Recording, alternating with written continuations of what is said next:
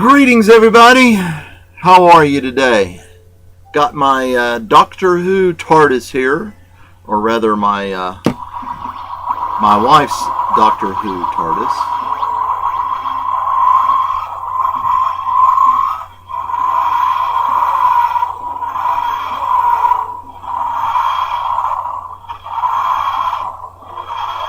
It loves to make noise, apparently.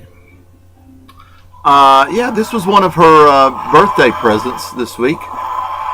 Was a Doctor Who TARDIS. Let's see here. If you can see on the inside there.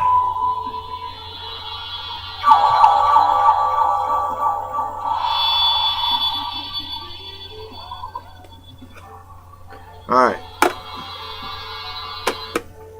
There we go. Let's turn this bad boy off. Yeah, my wife had her birthday this past weekend, and she's a big Doctor Who fan.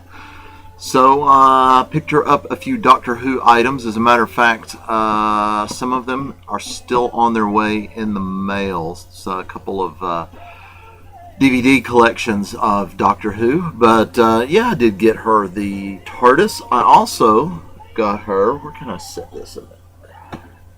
Yeah, I got her the sonic screwdriver. Let's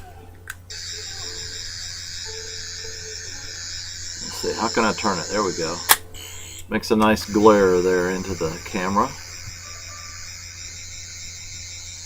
Yes, if you are familiar at all with Doctor Who, she's a big fan, especially of the 11th Doctor, which is so difficult to keep up with. I think I mentioned this before, because I'm not a big Doctor Who fan, but only because I really haven't taken the time to watch it, and I'm hoping to do that with her now that we've got a few of these box sets coming. But I just had never taken the time to watch Doctor Who, so I didn't really know all the stuff. But she wanted a sonic screwdriver for her birthday, so I made sure that she got one of those. Oh yeah, I was gonna say you have a hard time keeping up because it was like the 11th Doctor she wanted season 8 kind of stuff, so the 11th Doctor is season 8 and the 12th Doctor is, yeah, so on and so forth. It doesn't follow, seasons and stuff, so you got to really know what's going on to be able to keep up with it there. But anywho, she's got herself a sonic screwdriver along with the TARDIS that he travels in. I also picked her up season 7 of the series, the complete season 7. A lot of glare there, isn't it? There we go. She also has season 8 plus the Day of the Doctor special, which is on its way. And I got her a couple of posters so that she'll be well represented here in the man cave. But I got these framed finally, so they're ready to go on the wall. She's a big fan of Sherlock. Actually, I am too, the BBC show Sherlock. And so she's going to have this poster hung up, as well as this one, the Day of the Doctor TV special on there. Yeah, there we go.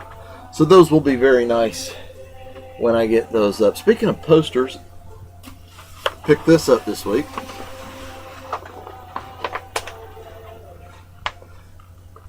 Movie poster for Close Encounters. Haven't had a chance to get this framed yet. Not quite sure what I'm going to do with it, but I love that movie, and the poster is just super cool. And yeah, had to got it for $6. Couldn't pass that up. $6 poster, $30 frame to put it in. Hopefully not. Hopefully not. Hey, got a bunch of stuff actually that's come in this week into the collection. Got some comics, got some magazines, record album that I got that I wanted to show you. First thing though that's really cool, of course then all the stuff that I got for my wife as well.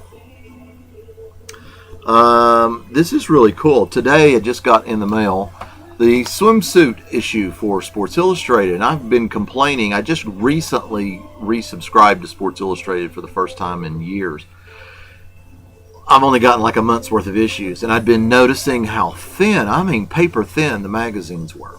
And I talked about that, ranted about that in a previous video. And I promise you, on my last video, it was like Rant City. I just ranted on all kinds of stuff.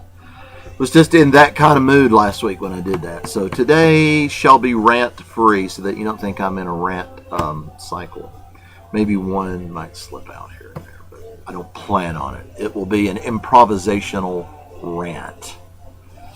So here's the Sports Illustrated, which is really super cool. The swimsuit issue, it's huge. It's like a regular magazine. The thicker paper, you get the ads for all the colognes and stuff with the scented, pages, so it smells like a magazine. I won't go through and show you all the pictures, obviously. But here was what was cool. I did a double take when I turned the magazine over and looked at the back side. Now, this is the front cover, but here's the back side. I thought that was just super cool.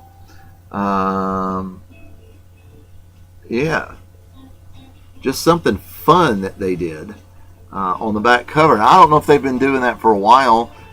As I said, I haven't been reading them for a while. I haven't read the swimsuit issues in years and years and years. So I don't know if that's something they've been doing or something brand new this year, but I just thought that was really super fun for them to put that on the back cover. Very interesting to do that as well. Well, let's just segue a minute. Magazines. Since we're showing off magazines, I got a box full of Disney magazines. Now, the package that I lost in the mail that somebody stole out of my mailbox were Disney Adventure magazines. Those were little Reader's Digest sized books. These were actually Disney magazines, and I used to subscribe to this, which was just fun. It was published by Walt Disney World and Publications, and just was a magazine all about anything and everything that went on with Disney. Movies, the theme parks, TV shows, video games, cartoons, all kinds of stuff that portrayed Disney. So got a few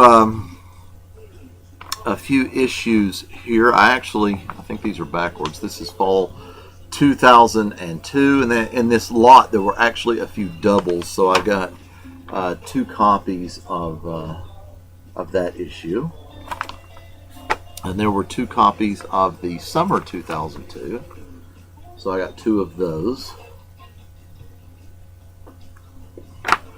And I'm trying to remember what I paid. This is spring 2002, so I'm actually going backward. The Ultimate Insider's Guide to the Disney Theme Parks. I mean, how cool is that? I got 2 copies of fall 2001.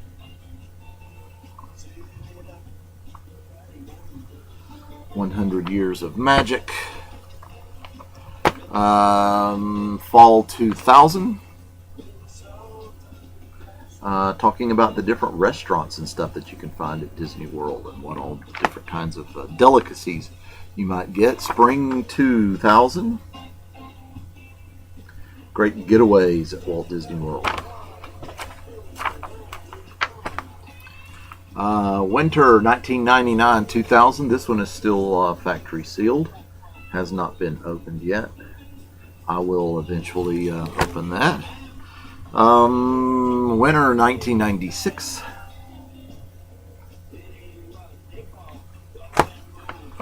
Fall 97. And this is the oldest one. This is fall 95, and it's actually a Disney, looks like a Disney park special, I believe I saw somewhere as I thumbed through it. Probably available to guests at the hotel as you check in, kind of thing. But they threw that in the package as well. So Very excited. Love reading through those old magazines like that. Of course, I'm a big sucker for Disney things, as you guys know. All right, what else did I want to show you before I get to the comic books? Oh, yes. Got a new turntable. First one I've had in about 20 years, maybe 25 years. I've had a lot of vinyl put away, not been able to listen to because I haven't owned a turntable, and I bought one last week. I will do an upcoming video on that, the turntable and the vinyl collection, very soon. I promise you I will get to that. But I've been buying some really fun novelty kind of records just because I wanted to and to have them in the collection. I actually have a couple of them still in the mail on their way to me, but this one arrived just this morning, and this one has a special meaning to me, and I'll tell you what that meaning is. This is a soundtrack to The Wizard of Oz. Let me pull that cover off there. And you might be asking yourself, what's the big deal about the Wizard of Oz soundtrack for you? Well, as many of you my age probably remember, the Wizard of Oz was really in the era before cable TV, before VHS and Laserdisc, and then certainly before DVD and all that stuff. In that era, you were really only able to see The Wizard of Oz once a year when television, I believe it was CBS, if I remember correctly, would air it every year, once a year. And, man, it was always a Sunday night. And you always got excited because it was Wizard of Oz week that they would show that movie when you were a child. And I absolutely loved the movie.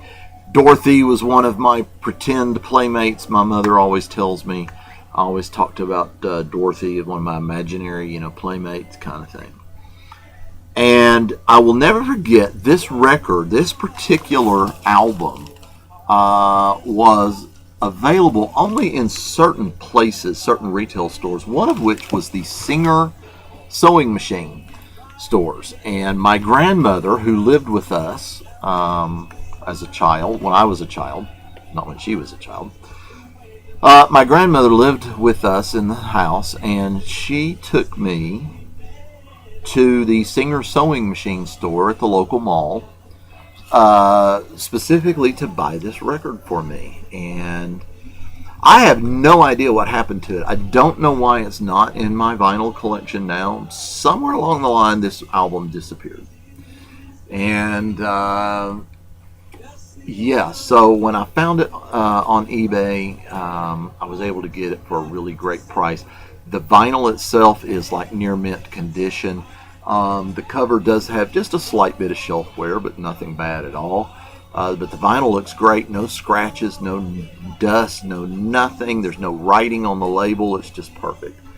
But man, I wore this record out, played it over and over and over and over again. So I'm thrilled to have this particular issue of the Sound of Music, the Wizard of Oz. Start to say The Sound of Music, the soundtrack to the Wizard of Oz, back in the collection. This is actually billed as sort of a children's version anyway. So you get a lot of the sound bites prior to the song. So the dialogue from the movie is interspersed in here. It's really cool. I love it. If you're a Wizard of Oz fan, you will go nuts over this. Look for it. There seem to be quite a few readily available on eBay. But I specifically wanted this record. Was so excited to get that. Couldn't believe it. Went nuts when I found it. Yeah. All right. Comic books. Let's go. Got some new stuff. Got some back issues.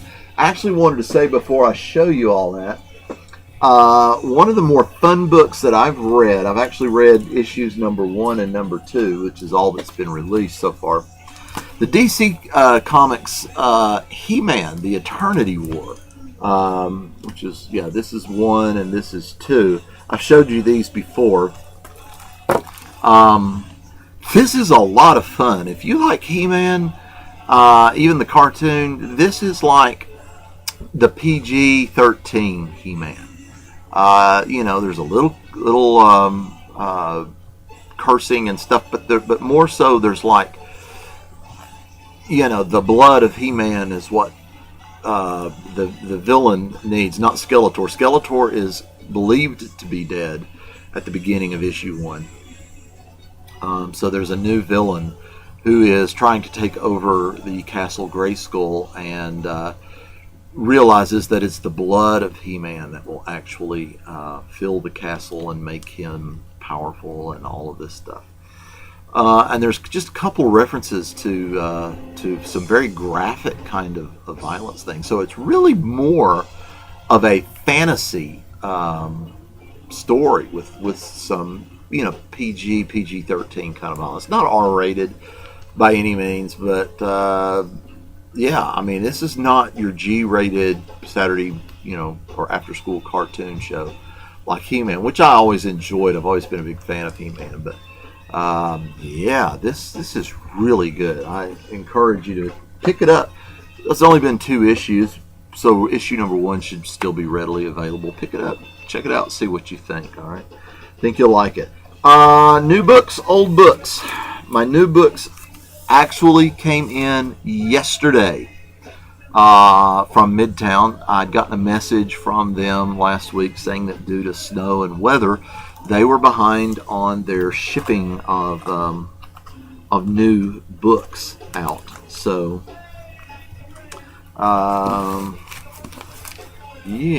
let's see here. What have we got? So, I had 2 orders from Midtown. One was my new stuff, and one was a whole bunch of back issue stuff that I was wanting to read and get into. Tons of that.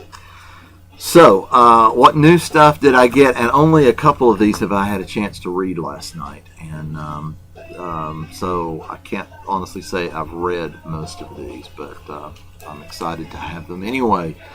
Star Wars number 2. I was actually one of those that loved issue number 1. I thought it was fun. I thought it put me right back in the movie. I thought the dialogue was great. I've heard the dialogue criticized by some of you on your videos. I, for one, was a fan of it, so I'm eager to see what issue number 2, where it takes me. This is Wolf Moon number 3, and looks like it's going to be a 6-issue series, so this is number 3 of 6. Injustice Gods Among Us Year 3, issue number 8. What an awesome cover. Look at this. Wonder Woman about to punch the holy crap out of Sinestro. I love it. I love it. Great story. I'm loving it. Again, I wasn't familiar with the video game. I kind of wish I were. So I know a little bit more about what's going on, but I really am loving it. I'm loving the tension between the two sides of the Justice League, especially between Superman and Batman there. Last night I did get a chance to read Lady Killer number 2. Golly, I love that coloring. I just love the art in this. It just is so 50s, early 60s. The colors, they've got the architecture down, the whole style of furnishings and things like that in the home and all that. It just, the dress, all of that just reeks of a 50s, early 60s time frame. And we do get just a little bit of a glimpse of, what is her name? Josie? I want to say Josie. What the heck is her name? The lead character here. We get a little bit of background as she meets her boss, I guess, who gives her assignments for her hits, her murders, that kind of thing. And still don't really quite know exactly how she got into this line of work and how she's able to balance a family and all that. But that's what future issues are for, right? So far, I'm hooked. Totally loving this book. Great. Love that red on the cover. You don't get a lot of that kind of color on a cover of a book. So I'm just, wow, that just really got my attention. I love it. Which is number 4. Haven't had a chance to read it yet. I think it's going to be awesome. I did see on Damien's discussion about these books. There was just some fun discussion about the front cover and what is it. You know, they're getting kind of these very surreal sort of covers and so forth. But if you look carefully, there are some hidden faces painted within these strokes, the brush strokes there.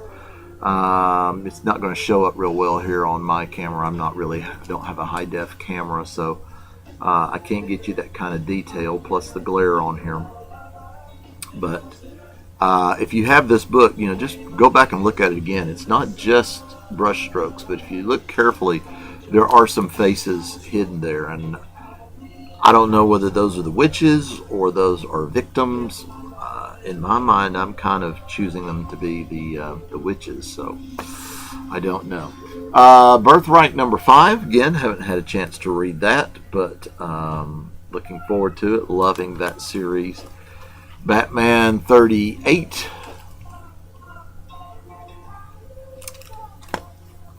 You know what? I think I did read Batman 38, but it was really, really late last night. I was in bed and kind of reading myself to sleep, and I honestly don't remember what happened in this issue, so I'm going to have to go back and relook at that again. Green Lantern 39. Again, haven't read it, but awesome cover. Detective Comics 39. Batman Eternal 44. That's an interesting cover. That's one of the better covers they've had on this book, I think. Really like that. And Batman 66, number 19 as well. Just starting to get into Batman 66.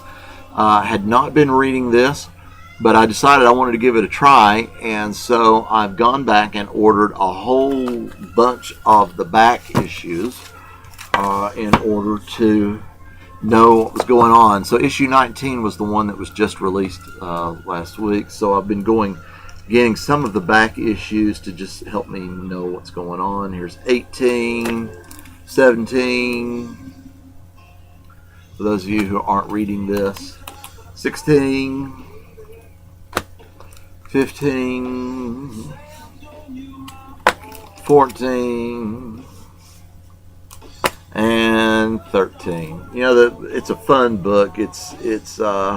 They really do a good job of capturing the feel of the Batman TV show, and the artwork does a great job of capturing not only Adam West and Burt Ward, but as you can see, Vincent Price playing Egghead, and Burgess Meredith as the Penguin. Yeah, they really do a good job of capturing their faces and so forth. And then also in the back issues, of course, the last Batman and Robin issue was great. What was that, 38? I think, something like that. I'd had 36 and 38, I think, and so I'm trying to go back now and catch up a little bit on Batman and Robin as well, so I better understand what's going on. And so just kind of randomly picking some back issues. That was 24, 25, and then 33, 34, 35. I already had 36 because I bought some of the Lego covers on that. I like that. And then here was 37, picking up prior to issue 38, the great issue. So with this, I'm hoping to kind of catch back up a little bit as to what the heck is going on. What had happened to Robin, and how did you get these powers? One last book that I bought some back issues trying to catch up with, that I've heard a lot of you guys talking about, I had not been reading, especially Travis at Oddfellows Thoughts. has talked about this book a lot, and so I finally heard enough about it that it piqued my curiosity and wanted to check it out, and that is Trees from Image Comics. I did read issue number 1 last night, and thought it a little bit slow moving, but could see the potential for real awesome sci-fi slash horror, whatever it's going to be. So I've just read issue number 1. That's all. Of course, you got a feeling a little bit of War of the Worlds meets Invasion of the Body Snatchers kind of thing. So obviously, it's about a 10-year setup in this first book. Is what you're getting, a period of about 10 years. That's all that I read was issue number 1, but I'm eager to read through. I did get these on back order from Midtown. Issue number 2. It's a funky book. They did not have issue number 3. They were sold out of that one, so I'll have to get that one somewhere else. But I was able to get number 4, number 5, number 6, number 7, which is a fun looking cover as well. If you're not familiar with the book and what it's about, if aliens sort of attacked Earth, and here's number 8, which is the most recent issue as well. So I've got, minus issue number 3, I've got the first 8 issues now to catch back up and follow along with this. And if it's good, if I like it, then I'll add that to my pull list as well, which I'm expecting it to be good. So don't let me down, Trees. Don't let me down. As far as I can tell, what's happened in the first issue, there was an alien invasion, and there were these tall, just gigantic, tree-like, I don't know, what do you call them, just tree-like pillars and columns that were planted, but they've been sitting there for 10 years. They just, no one knows what they are or what they're supposed to be doing. They just sort of landed there. And so the book kind of transitions from when the first event happens to 10 years later. So now I'm excited to see, because my imagination is running rampant as to all kinds of things that these trees could be and what they could do and all that good stuff. It does remind me of the pods being shot down in War of the Worlds underground, and then all of a sudden these machines rise up from underground. Okay. Oh, I was going to show you something else. Hang loose. Hang tight.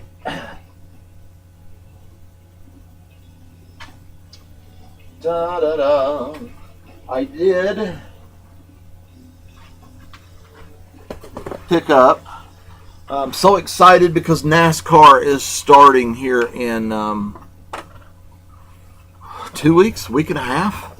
Let's see, this Sunday, this Sunday's the 15th, and then the 22nd is the Daytona 500. So we're just week and a half away from the start of NASCAR season, which I am a fan. Some of you may be as well. So I've been purchasing some 1/24 scale, which are the larger NASCAR Diecast replicas. And so, yes, I was able to pick up Jeff Gordon's Superman car. I forgot exactly what year and for which race he drove this, but you comic book fans may be interested in this. Both sides. But I just love these cars. The trunk opens, the hood opens. If I can get my fingernails in there. They're very detailed cars. And there's the bottom there. Quite heavy, mostly all metal. A little bit of plastic in some of the details, but mostly all metal. You got your nice Goodyear tires on there as well. So here is the box that this came in. And of course, Jeff Gordon being my favorite racer, I'm very sad to hear that this is going to be his last year of Sprint Cup racing full time, and he's going to be retiring after this. Very sad to hear that. And a second car that I picked up, I'm just been a big fan and supporter of Danica Patrick, and I just absolutely love her car, love her colors with the GoDaddy logo, but you can always spot her car with the green and orange number 10 as well. So it was fun picking up Danica's number 10 as well. Yes, love it, love it. Here is the box that this came in.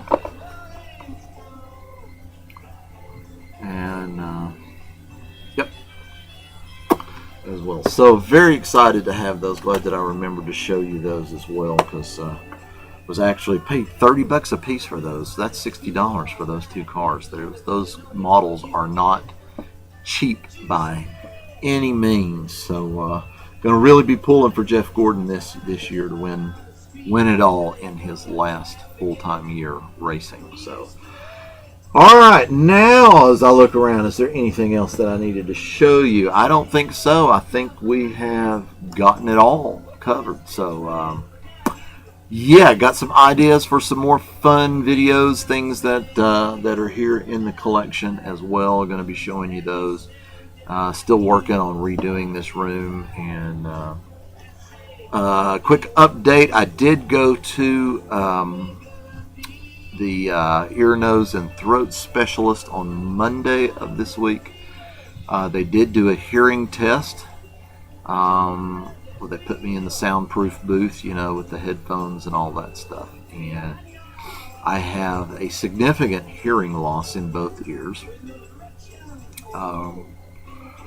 Let's see, the lower tones and things I can hear easier, but it's when things get higher pitched I tend to lose those. I knew I got nervous when they gave me directions through the headphones to when I heard the beep, I was to say the word okay, and then I'd go 20-30 seconds without hearing anything, and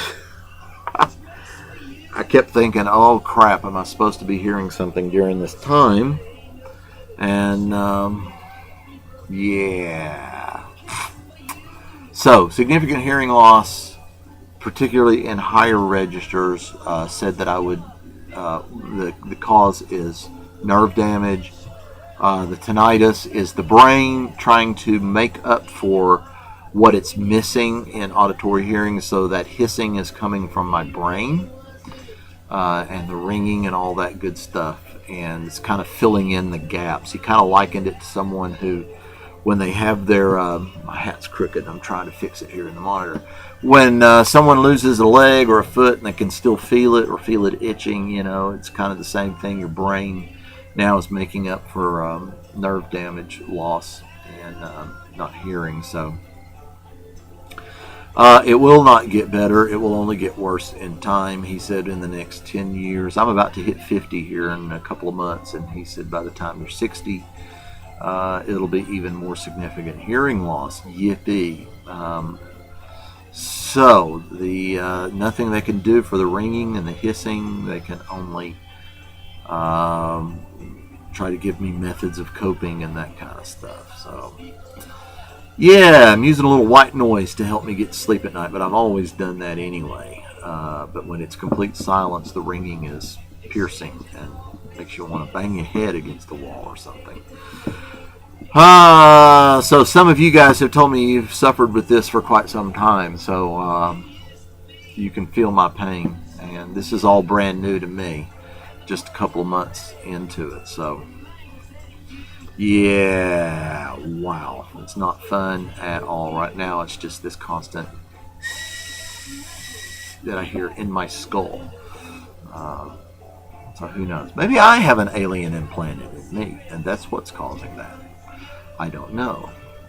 Anyways, that's not a rant. That's just filling you in on what happened with the doctor's visit this week. Hey, you guys, thanks for watching. If you like the video, make sure you give it a thumbs up. Subscribe the channel if you haven't done so. Leave your comments down below because I love to hear from you. And yeah, please help me out. Share the channel. Oh, hey, by the way, I know I'm running over half an hour here. If you're still watching here at the end of the video, I wanted to give a shout out, and I need to do that more often. I think we all ought to do that more often. But there's a guy, if you are into DVD, Blu-ray, video collections, movie collections, if that's something that you are into, and you enjoy watching DVD, Blu-ray collectors talk about their collection and stuff, check out Dean of DVD. Dean of DVD, D-E-A-N. Dean is not his name. I actually don't know his name. He has not revealed that to us, other than to say that Dean is actually not his name. But he doesn't mind being referred to as Dean when you comment on his videos. Check out Dean of DVD. He's doing some fun stuff. He just seems like a great guy and very knowledgeable about movies and music and all that kind of stuff. And he actually, in his last video, began to show his comic book collection a little bit. So I'm looking forward to more of that. But just seems like a nice guy, and if you are into that kind of thing, check him out, Dean of DVD.